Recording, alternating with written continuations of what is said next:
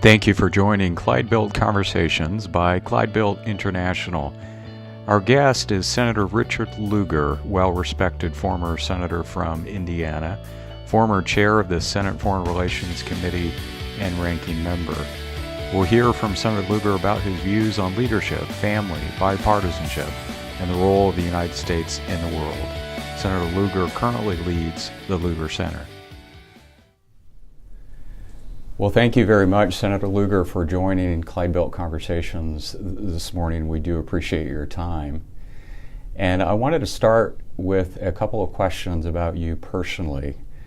Where were you born, and what do you remember about growing up there, and perhaps even something about your parents, Bertha and Marvin Lugar? And tell me a little bit about that personal background. Well, I appreciate your coming today to visit. I've respected your public service with the Foreign Service people for a long time. It's great to see you in this new capacity. Thank you. I was born in Indianapolis, Indiana, April 4th, 1932. I was the first of 3 children that Bertha and Marvin Lugar had. My dad, Marvin, was a Purdue graduate in agriculture, and by the time I was born was already engaged in trying to buy a farm, which he succeeded with the help of his dad, Riley Webster Lugar, who was a farmer. My mother came from Butler University background, and her father, Thomas L. Green, had founded a machinery manufacturing company making biscuit and cracker machinery called Thomas L. Green Company on the west side of Indianapolis. So my upbringing was in the midst of manufacturing and farming. Yes, yes. As both sides of the families were heavily engaged in the community activities, and this obviously influenced my life and that of my brother Tom and my sister Ann to be aware of what was going on in Indianapolis and the state of Indiana and the broader community. Yes. So they had, it was very important to them, education with a connection to Purdue and Butler, and that was in the 1940s? Well, yes. Since I was born in 1932, by 1940 I was 8 years of age. Yes. Moving through grade school at that point. We started grade school experience at School 84 up at 56th Street on the north side of Indianapolis, but my parents bought a house that my mother had been looking at for some time at 3520 Washington Boulevard, which was 2 miles to the south of where we started out. So we then went to school number 60, and we were within 2 blocks of Shortreach High School, which inevitably we attended with great profit. It was really a terrific high school in terms of college preparation. Yes. Large high school of 2,100 to 2,500 students. And so we were very, very fortunate in terms of our locations, of our residences, as well as the neighborhoods and the academic opportunities that abounded around us. And Shortridge is still there, the high school. Yes. So if anyone from Shortridge is listening to this, best wishes to these students who may be listening to. We're very proud of graduating from Yes. Shortridge High School in 1950, and we had a great class. And then from there, of course, you were a stellar student. You went to Denison University and did well there, and then you went to Oxford University as a Rhodes Scholar. Yes. And that was in 1950. Okay. So at that time, in Britain at that time, Queen Elizabeth had just had her coronation in 1953. Winston Churchill was Prime Minister of the United Kingdom of Great Britain. And when you arrived at Oxford from Indiana, what were your impressions of going to that place, a university founded in 1096 or something like that? What do you remember? What were your first impressions about Oxford? Well, my first impressions came from the fact that I took a boat ride on Queen Elizabeth across the ocean. Yes. And so we, the 32 of us, as the Rhodes Scholar Group, 1954, really got to know each other well in 5 days, I think, at sea. Yes. Were you well? You didn't get sick on the journey? I came up to Pembroke College, which I had selected.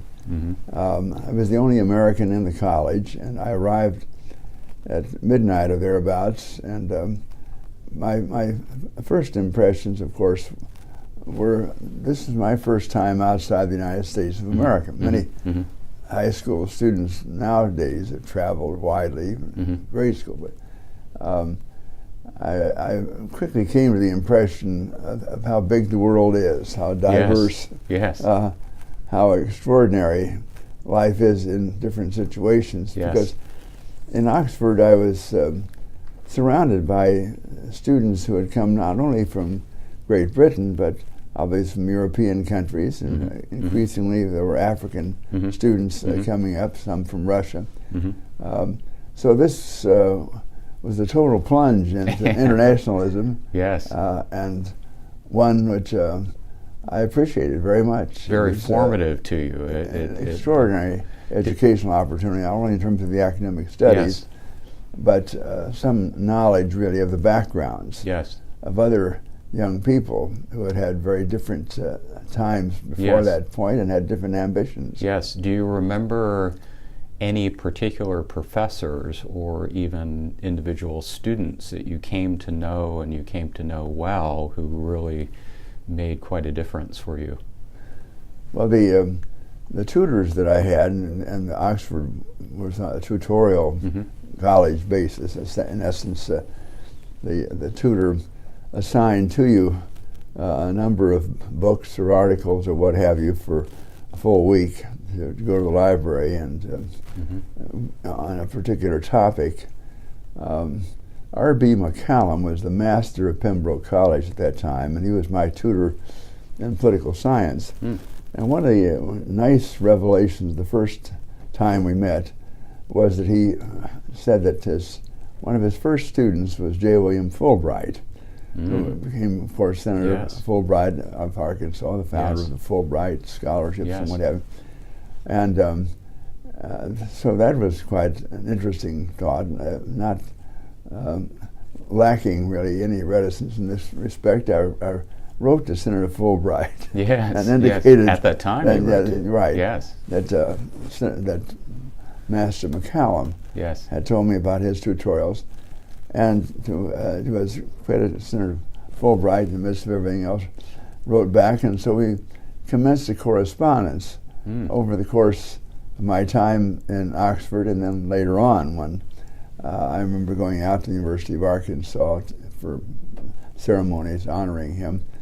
But it was a nice tie at that stage with my studies, with a very remarkable professor. I had another tutor in economics that was equally helpful. Ward Perkins was his name.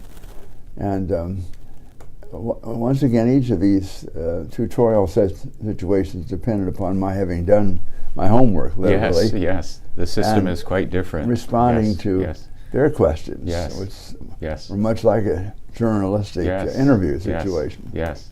Well, that's fascinating about the connection with Senator Fulbright. It is, I think, in some respects, how you yourself became a mentor to many other younger people later in your career when you became chair of the Senate Foreign Relations Committee and just a senator. You've always maintained that disposition. I think that will just continue. I'm sure Senator Fulbright had people in his life, so you've been truly a mentor to many people. Then from Oxford, you went into the U.S. Navy for 4 years. Yes. And that's not an insignificant amount of time. You were there for... Well, I volunteered down at the U.S. Embassy in London. I think as a part of my educational experience and realizing really the challenges the United States had at that particular time, and the fact that I was there on so-called 2S classification from the draft board. In those days, all of the students of my age were subject to the draft. You could get a 2S classification that postponed your being drafted for another year, so long as you were in academia. Mm-hmm. But I suppose that I was influenced by listening to some of my American colleagues. They were wondering, what if you got married? What if you had children? Is there some way that you sort of outlast 2S and so forth? Yes. But I began to think, here we are in this turmoil after World War II, and all the problems that we face. So in any event, it was an important decision in my life. I went from Oxford to London on the train one day and volunteered. So they said, well, you have a very fine academic record, Mr. Lugar, but we can't guarantee you'll get into officer candidate school. So I said, well, I'll hope for the best.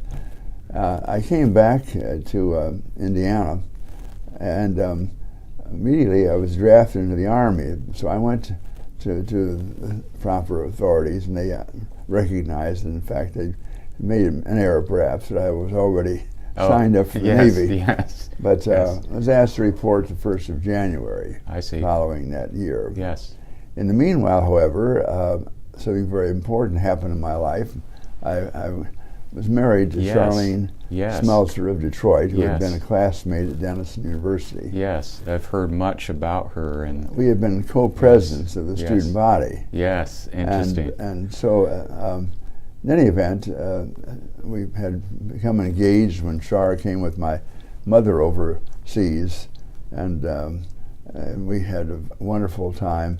But one night by Lake Lucerne, I made a proposal of marriage, and so we did get married in Detroit, Michigan. Her and hometown. Is that a story that she will corroborate, that she feels that sometimes with the proposal stories, it's like, well, it didn't go quite like that, or no, she would corroborate. She was very pleased. Wonderful. I had already done the things that people did in those days, written to her father asking for her hand in marriage and so forth.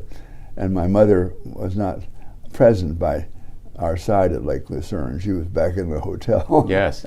So you've been married to Char for 62 years? Yes. And that's extraordinary. And I think what I've learned about you is the importance that you place on the family. You have 4 boys. Yes. Men now making their way in the world or have already done so, and you have 13 grandchildren. Yes. And for you, by the latest count, I believe we have 12 great-grandchildren. Oh, so that's extraordinary. Each year now we are having new babies around the table. It's hard to keep track of them all. Yes. And so for you, with all your accomplishments, with your career, what has family meant to you? Well, family has meant everything, because essentially we've had a wonderful marriage, and we are so grateful for our 4 sons and their wives and all the children that have come along. 3 of the 4 sons are in the Washington area, and so we see them and their children and their grandchildren very frequently. Yes. Whether it be at school events or athletic events in which they're involved, or all the birthdays we have.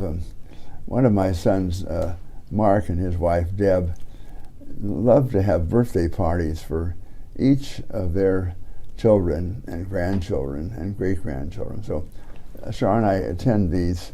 They're always about the same. They have a table set up that allows the babies to be out in the living room so they can be guarded, along with various dogs that may have been brought along with the situation. And informally, the food sort of flows across the situation while we keep track of everybody. But it means a great deal to me to watch these children grow. Yes. And likewise to applaud the work of my sons as their careers have progressed. Yes, I think it would have been beyond the imagination when you were crossing the Atlantic on the Queen Elizabeth that direction your life would have taken that direction with family and and all these grandchildren and great-grandchildren. It's just an extraordinary journey, and I've always admired that about it. Is an important thread in your career, the family and the importance of family. When you became mayor of Indianapolis, I was just reading an article about how Indianapolis is just burgeoning, that it's vibrant and construction and rebirth. And in the 1960s, when you became mayor of Indianapolis, I think you were laying the groundwork for that type of resurgence and regrowth and rebirth, and now it's coming to fruition. What do you remember about those days of being mayor? You were a young mayor. What do you remember about that period? Well, first of all, I'd always been interested in politics, but my entry came through the school board when people on the west side, industrial west side of Indianapolis, came to our factory, Thomas L. Green Company. After my dad had died, my brother and I were attempting to save the business, and so that when I came back from naval service, I went to Thomas L. Green to help out. Mm-hmm. And these elderly people said, "Look, you've got to run for the school board." He said, "Our kids are just getting dirt out here. We need somebody to stick up for us." I wouldn't say it was the last thought I ever had, but I did not even know where the school board was located. Yes, yes. But my wife, Char, very wisely said, our boys are going to be attending the public schools of Indianapolis. Maybe we better find out what is going on. So I became a candidate. Mm-hmm. So did about 13 other people. There had never been such a huge situation running for 7 at-large seats, but I was elected, and together with an African-American lady, Gertrude Page, widow of Horace Page, who was a coal dealer situation. He passed away. We began to try to desegregate the Indianapolis public school system, which is quite an ambitious program. And we were only partially successful. Shortreach became our model, in which any student anywhere in Indianapolis could come to Shortreach and for a college preparatory education and all. But this was too much for the other school board members. They said, "You've got to concentrate on education, not on race, sociology." So, so I could hardly get a word in the minutes. And it was then that Keith Buellin, who was an ambitious young Republican leader in Indianapolis, said Republicans have not had the mayor chair for 20 years, and given the demographics, they're unlikely to have it for the next 20. Yes. But we've got a candidate, Dick Lugar, who will come in. So, in any event, it was a totally improbable run again. Yes. I've never had a political career that was planned out. Yes. But I was successful in winning a primary over several able candidates and defeating the incumbent mayor. And inherited a city that John Gunther, I think, wrote about it in his work about American cities, that Indiana, no place. Yes. In other words, this is sort of a dead situation. Yes. Which was insulting, but nevertheless, some felt there was some truth to this. But immediately, I seized upon an idea that I had found in Nashville, Tennessee, and Jacksonville, Florida, in which there had been consolidation of the inner city with the surrounding townships or areas to form a much greater city. And I began meeting with people quietly about the so-called Unigov movement, in which the city of Indianapolis would unite with the townships that formed Marion County. And this would create a city of very large population. We would be among the top 10 in the country at that point. But likewise, a city of notice that it wouldn't be no place any longer. This would be a remarkable place. I won't go through the whole story of that, but 1968 was the time of the general election in the United States. Yes. We did not promote Unigov during my first year, which was 68 in office. But quickly into the legislature of 69, because only the legislature could create Unigov, we got passage of that. It passed muster in the Supreme Court of Indiana, where it was challenged. So I became mayor now of a city of that size and scope.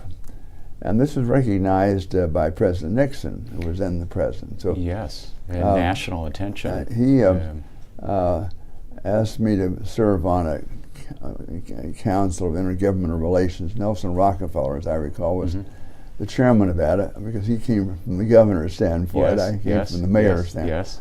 And so, because of this, I was in and out of the White House a great deal. I think David Broder said, Lugar must be Nixon's favorite mayor, because he's in and out of, and this ultimately was not happy. Yes, you weren't necessarily seeking out the favoritism. But I did see Nixon. a great deal of the president. Yes. Even of the vice president, Spiro Agnew, who had been placed over in the executive office building outside, and was back in Washington frequently, with Indianapolis being the place where all sorts of urban situations were tried out. Yes.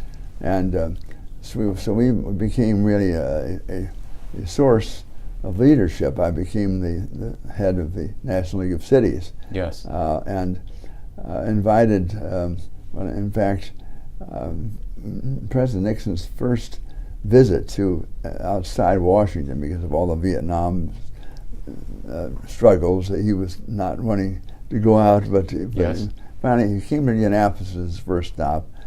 And after he gave a speech before 20,000 people on a February morning on a city-county building, as we were going up to the 25th floor of my office, he said, Lugar, I want you to go with Moynihan to Brussels to represent the United States at a conference on cities at NATO.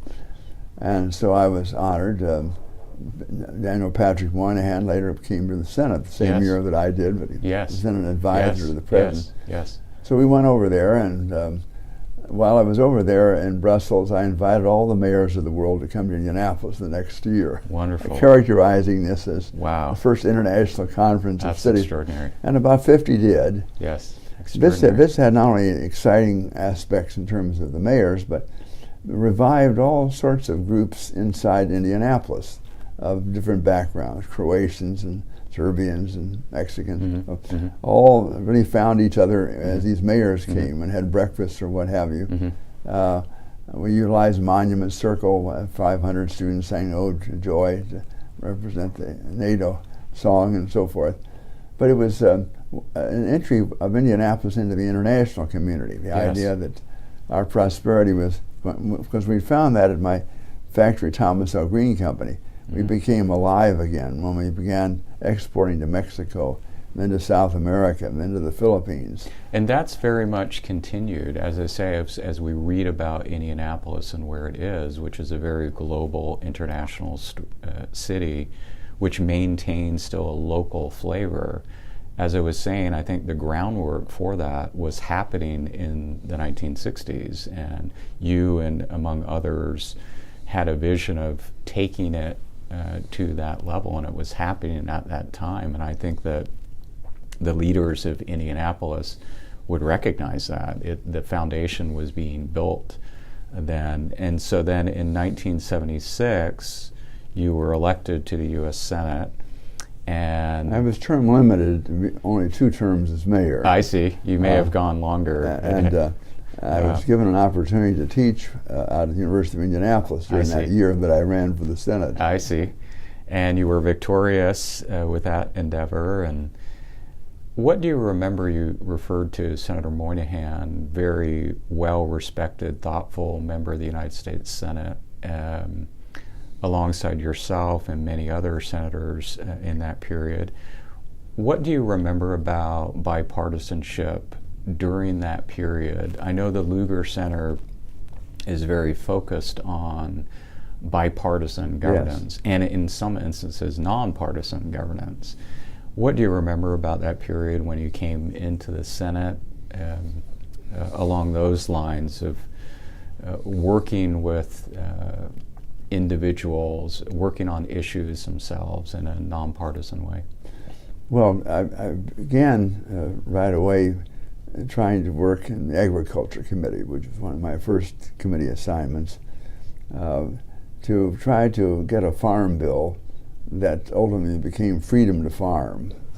from my farming background, my dad had always complained, and I think with justification, that Franklin Roosevelt, by freezing the land that you could plant corn on or wheat or so forth, had taken the decision-making away from farmers. Now, Roosevelt's idea was that there was too much corn, too much wheat. Yes. In other words, yes. Was your dad still alive at this time? In '76, or when you were on the committee? No, he had passed away, okay. Unfortunately. But in any event, the Freedom to Farm bill, which took really 3 or 4 years to finally get the votes and put it together, allowed me as a farmer, and I've been managing for our family the 604 acres there in Indianapolis ever since my dad died. We could plant more corn, plant more soybeans, plant less wheat. In other words, we're not limited in how we could utilize our land and our resources. So that was very important. I wanted to get on the Foreign Relations Committee. That was impossible. The Republicans had too few seats on the committee when I first got there. But 2 years later, that did open up.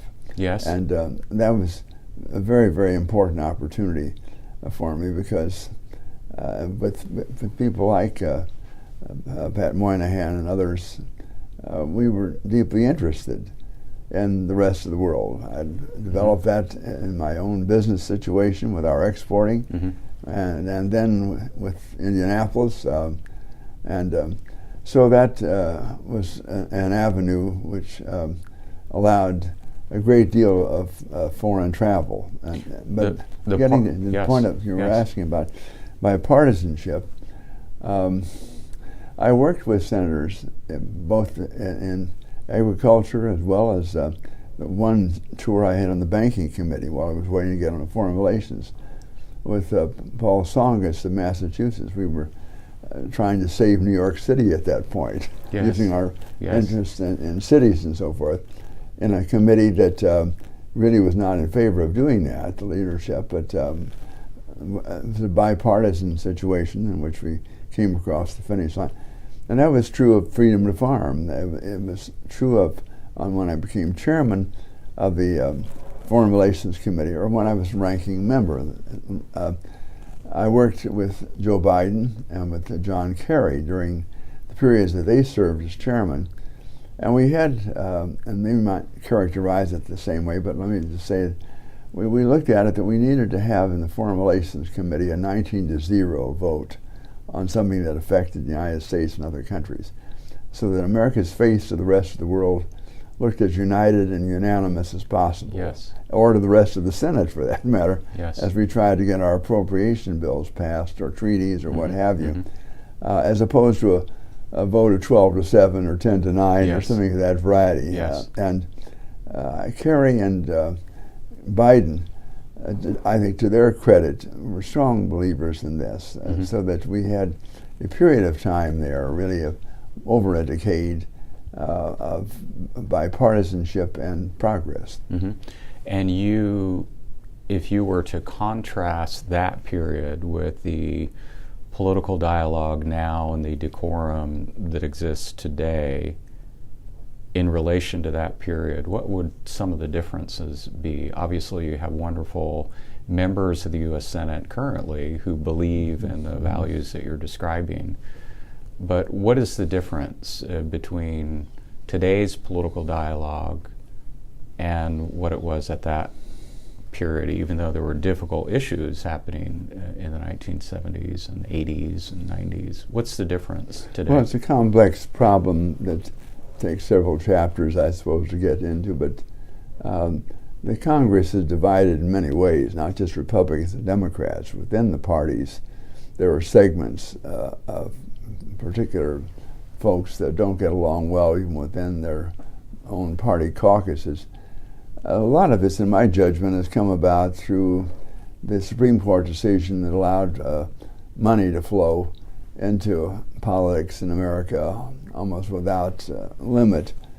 And it's led to a great deal of gerrymandering of districts and states and so forth, so that you have really highly partisan situations or people that reject the idea of their party leadership, but are still claiming to be Democrats or Republicans.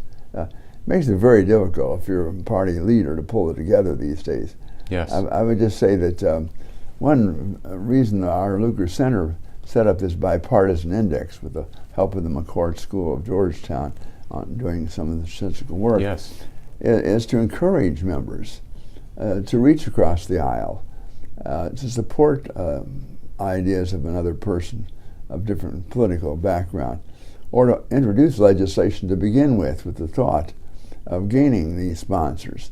And we've set up a rating system in the Senate from 1 to 100 and 1 to 435 in the House, listing each member each year as to how many times they are able to succeed in these, or try to succeed, with the thought that there ought to be some reward for this. And papers around the country are picking this up, pointing out how their members are rated. Members themselves, if they're getting good ratings, point out their Lugar Center rating, yes, and so forth.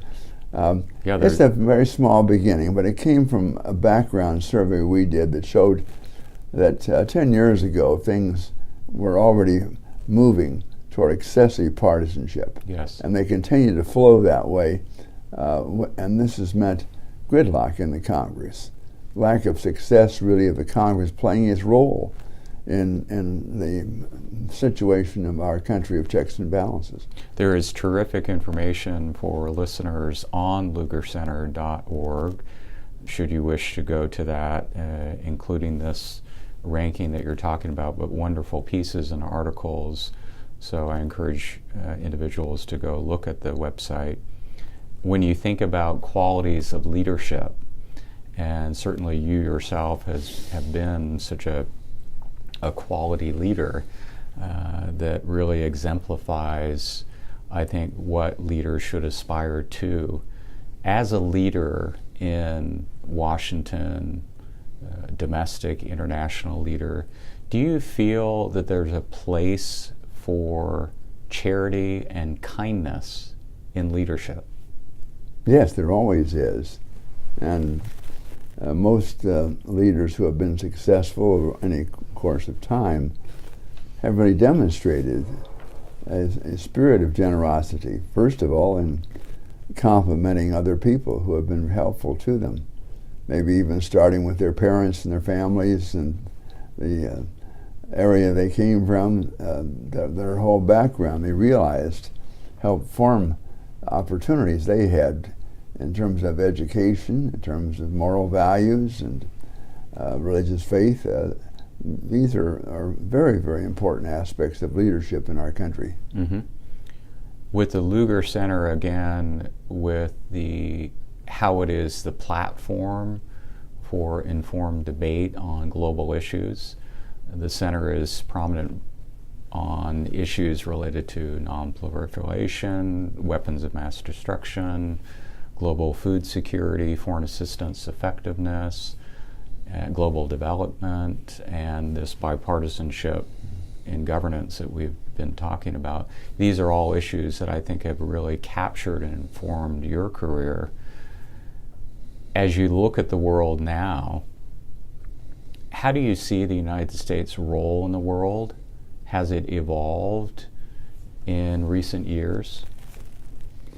Well, as you've mentioned, our bipartisanship and likewise working with others, I just want to make note that my partner, Sam Nunn, the former senator from Georgia, was together with me as we formulated the Nunn-Lugar course of action that began to disarm the former Soviet Union just before the Soviet Union collapsed, and then worked with Ukraine and Kazakhstan and elsewhere to gather up nuclear weapons. Sam headed up a group called the Nuclear Threat Initiative after he left the Senate, asked me to be a board member, which I was delighted to do, and continued to work with him in that respect. This is a great example of bipartisanship or nonpartisanship, dealing with the security of our country. The weapons that were aimed at us about 10 10,000 or more warheads that could have annihilated all of our cities and so forth. We were able to help relieve that problem, and it's still a problem. And that's why we still work at the Lugar Center on non-proliferation of weapons of mass destruction, nuclear, chemical, biological, and what have you. That particular issue really isn't being addressed in the way that it was in the 1980s as a tenet of foreign policy, negotiation directly. No treaties have passed since the New START Treaty when I was still in the Senate. And that's too bad, because there are still dangers there. But in the spirit of our talk today, the bipartisanship that was always a part of the Nunn-Lugar program was very important in terms of the security and the recent history of our country, in my judgment. Yes, Senator Nunn, who you have mentioned, who is a lovely friend of yours and a real genuine colleague, he received the Contributions to American Diplomacy Award given by the American Foreign Service Association, as did you. And the two of you, I think, fitting that you both received that award, and I think it had a lot to do with how you worked together, but how you both engaged global issues and believed in diplomacy and the effectiveness of diplomacy.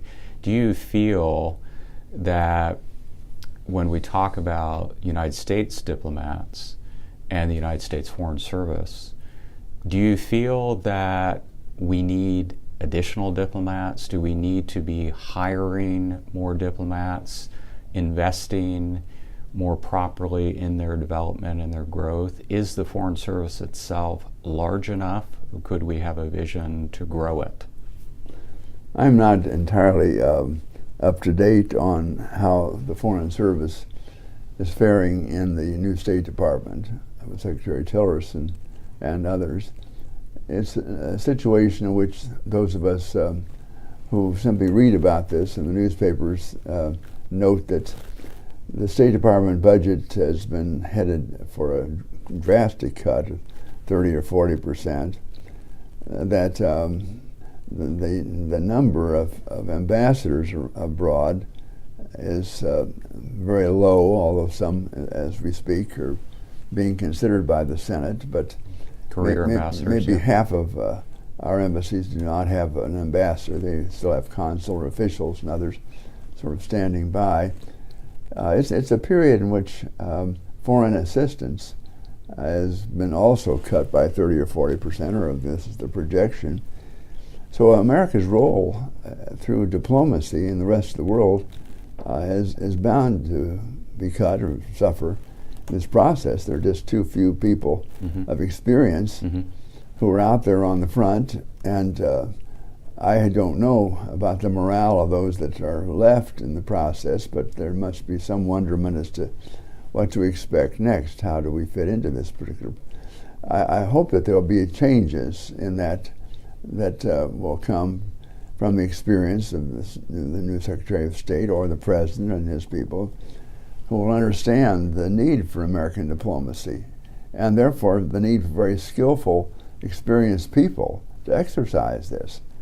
America's role in the world as a leader really cannot work with only one or two people here in Washington. There needs to be an army of people who are dedicated and enthusiastic. And experienced over a period of time, both with language, regional experience, and on key issues, who can be really effective advisors, I think, to leaders when they come in.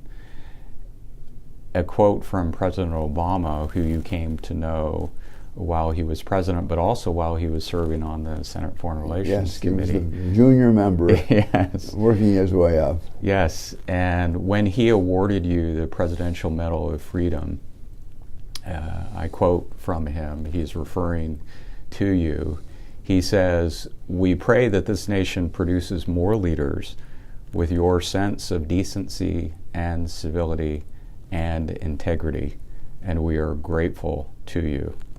And so, as I've said before, I think you really exemplify those qualities. People see them in you, and even when the president is providing that award to you, is recognizing it. What advice would you give to young people who are in high school, back in Indiana, in California, in Arizona, secondary schools around the world, what advice would you give to young people, students, and maybe even your grandchildren, your great-grandchildren? Do you feel that the future is bright? Yes, I think the future is bright. I have an opportunity at the University of Indianapolis each December to deliver an address to students that come from the junior year of their high school careers. The high schools select 2 or 3 juniors from each of the high schools around the state, and they come together for this day on campus. And I've done this for 41 years, so that extraordinary. People are their grandchildren. Yes. But yes. The point is, with 500 plus of these students, and which have photographs taken county by county of all 92 counties of who came and so forth, so they will be recognized in their communities as coming leaders. I really have an opportunity to sort of lay out what the problems are now, but even more importantly, the type of background they're going to have to furnish to be able to be effective in this country and in the world in their leadership. And the challenge to do so, to think about entering political life, or if not through elective office, to seek opportunities Yes. to serve. Yes. Because these are the talented students in the high school areas of Indianapolis and Indiana. They have parents who often come with them, and teachers and so forth, hopefully pick up the theme. And this is very much on my mind, and will continue to, we'll give the 42nd and 43rd years. Yes, yes. Providence willing. Yes. And stick with it, because so many people who came to some of the early seminars and the last all day really have done great things, and they testify to that. Mm-hmm. That somehow the spark was created. They had confidence that as high school students that they were going to be able to advance and proceed. Mm-hmm. I so admire that about you. I feel that the story, as we've talked about it, you starting, you growing up, and your parents, and now we come to this point of where you are and how you truly are giving back. You have always had a disposition of giving back to Indiana, but younger people, perhaps through empathy, that you yourself had people that influenced you. And I think in that respect, you certainly have made the world a better place. You have really truly been charitable and kind and thoughtful as a leader. And on behalf of so many people who have come into contact with you and worked with you, thank you. And again, I do appreciate you taking time with me and with the audience here as we've discussed these issues. So thank you. Well, you're most generous in your thoughts, and I'm grateful to you for taking time to explore all of this with me, because I appreciate the fact that so many people want encouragement to get into public life, to try to deal with difficult problems. We've touched upon the problems of partisanship now and the problems of diplomacy in our preparation for this. This requires a lot of conversation, and it requires people really pointing out some of these objectives and encouraging others to move. Thank you, Senator. We appreciate your listening. Please go to clydebuiltnow.org for more information, or visit us on our Facebook page at Clydebuilt International. Thank you.